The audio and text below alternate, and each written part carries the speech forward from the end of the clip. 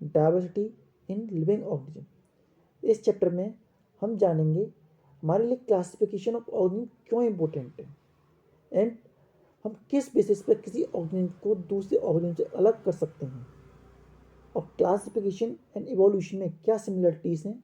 And साथ ही साथ हम ये भी जानेंगे कि क्लासिफिकेशन का इम्पोर्टेंस क्या होता है।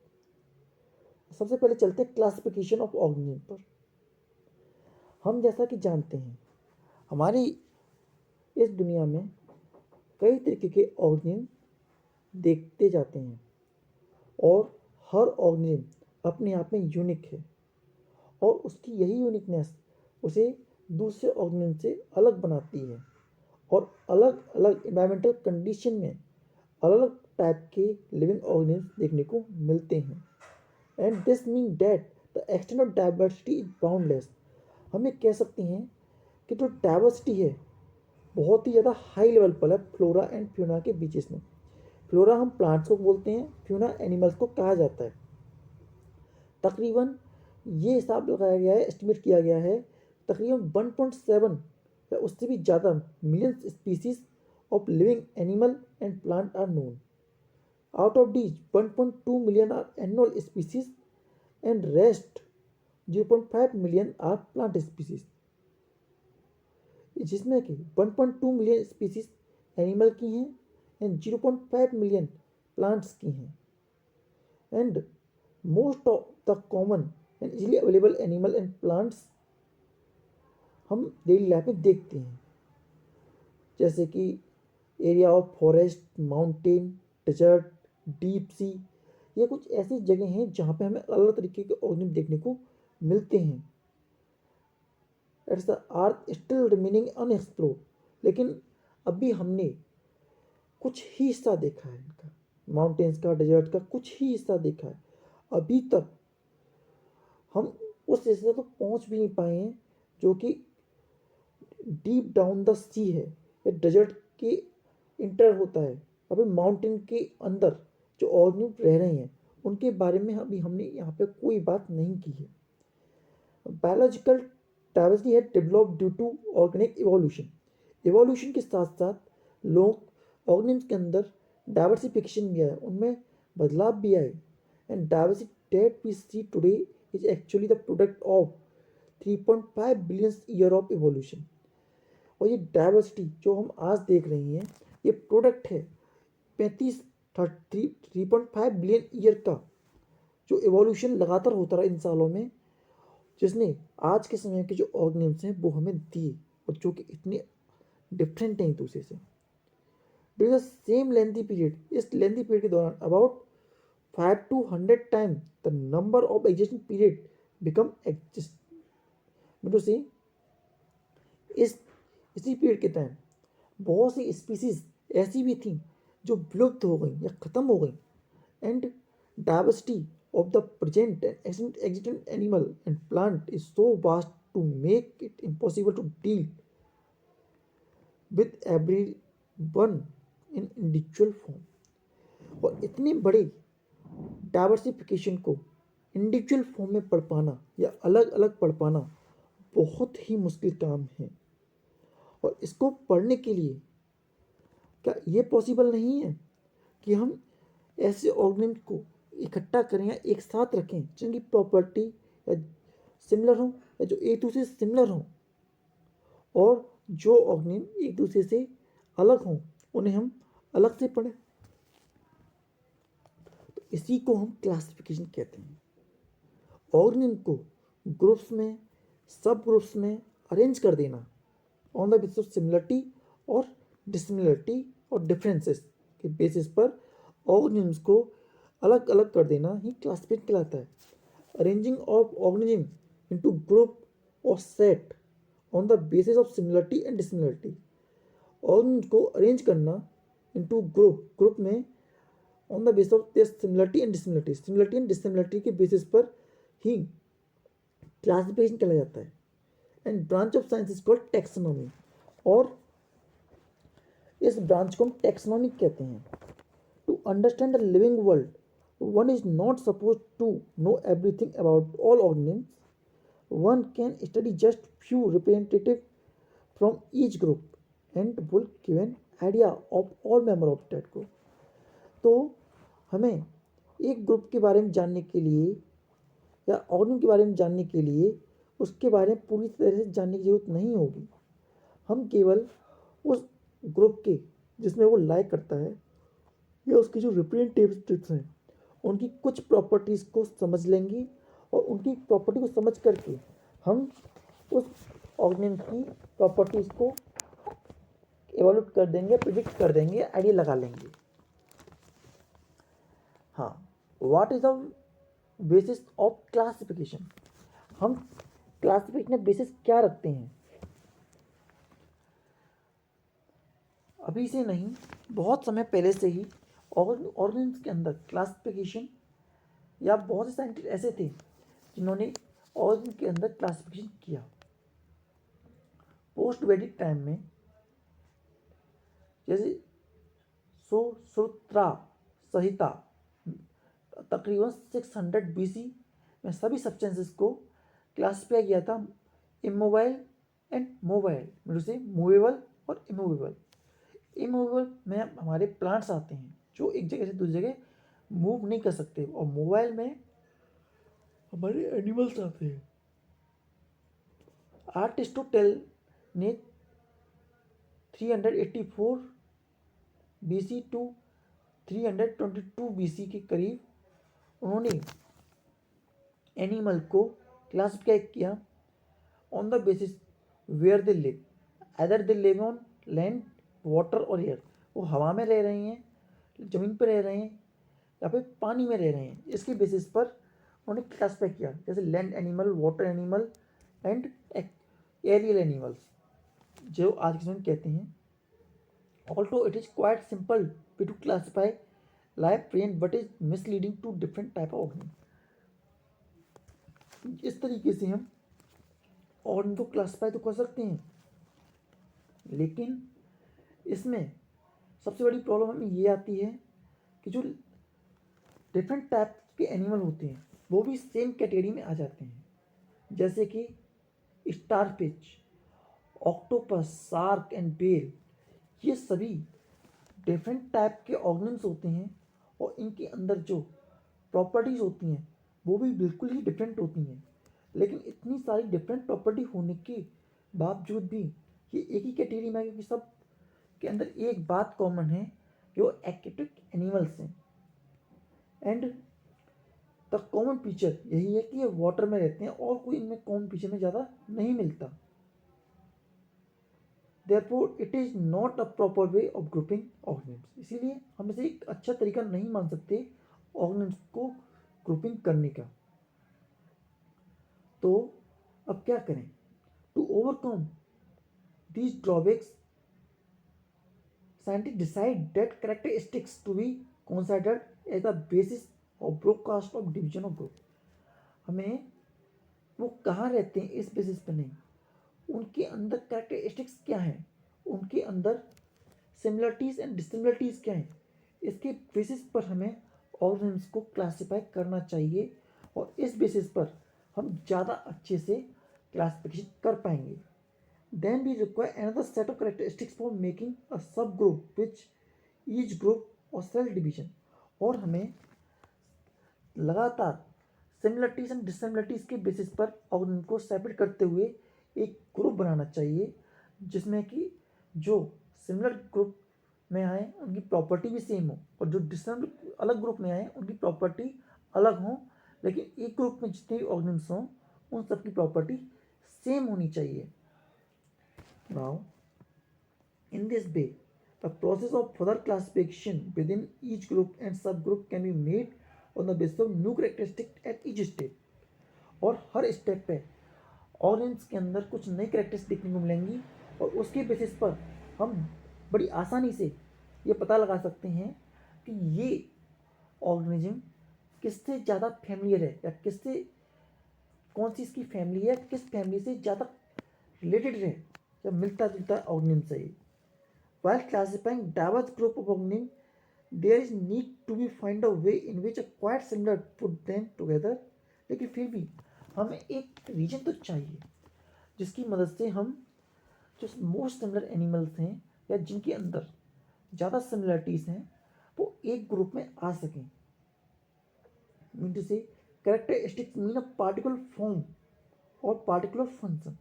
हम जब यहाँ पे कैरेक्टरिस्टिक्स बोलते हैं तो वो पार्टिकुलर फॉर्म या पार्टिकुलर फंक्शन जो उस ग्रुप में आने वाले हर ऑर्गेनिज्म करते हैं, इस बेसिस पर हम उन्हें क्लासिफाई करेंगे और ज़्यादा से ज़्यादा फंक्शन मिलने चाहिए।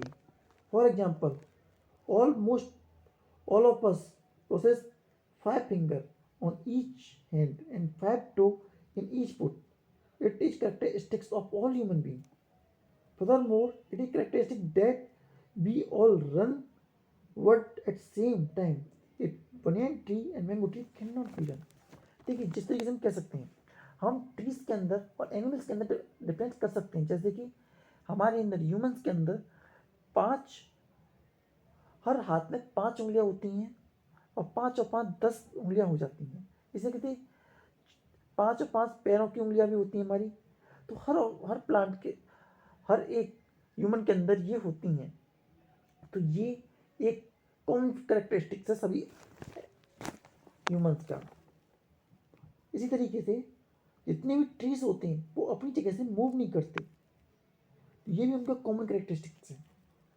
जैसे बनियान ट्री हो गया, मैंगो ट्री होता है, वो अपनी जगह को चेंज नहीं करते। Now question arise where characteristics should be considered more fundamental than other. तो हम ये सोचते हैं कि सबसे ज़्यादा फंडामेंटल या सबसे ज़्यादा कॉमन या सबसे ज़्यादा अच्छी तरीके से हम कहाँ शुरुआत करें, या हमें कैरेक्टरिस्टिक्स फाइंड करने की शुरुआत करनी कहाँ से चाहिए। तो जैसे हम कहते हैं कि जब हमें कुछ समझ में नहीं आता तो हमें हमेशा शुरुआत से शुरू करना चाहिए। तो हम जैसा जानते हैं कि एक ह्यूमन या कोई भी ऑर्गेनिज्म सेल से मिलकर बना होता है और सेल के अंदर भी होता है डीएनए और डीएनए के अंदर भी होती है जीन्स और जीन्स के अंदर हमारी हायरार्की इंफॉर्मेशन स्टोर होती है। यह कुछ इस तरीके से हो सकता है जैसे कि हम जब एक दीवार बनाने घर बनाने जा रहे हैं तो घर बनाते समय हमें ये देखना पड़ता है कि हम घर किससे बना रहे हैं। वो घर पत्थर से बना हुआ है या फिर ईंट से बना हुआ है, और वो घर जिससे बना होगा उसी के जैसा शेप एंड साइज उसके हमें देखने को मिलेगा। अगर वो घर स्टोन से बना हुआ है तो उसका शेप एंड साइज अलग होगा, एंड वहीं जो ब्रिक से बना हुआ है उसमें भी हमें कुछ डिफरेंशिएशन देखने को मिलेगा। The shape and size of stone place in the lower most layer will decide the shape and size of stone of the next layer. जो सबसे लोअर जो सबसे नीचे होता है पत्थर, वो डिसाइड करेगा कि ऊपर रखे हुए पत्थरों का शेप एंड साइज कैसा होगा। उसी को देख करके तो एक मिस्त्री लगाता है कि ये पत्थर थोड़ा सा टेढ़ा मेढ़ा है तो इस पर मेरे को ऐसा पत्थर रखना है, फिर ऐसा पत्थर रखना है, फिर ऐसा पत्थर रखना है।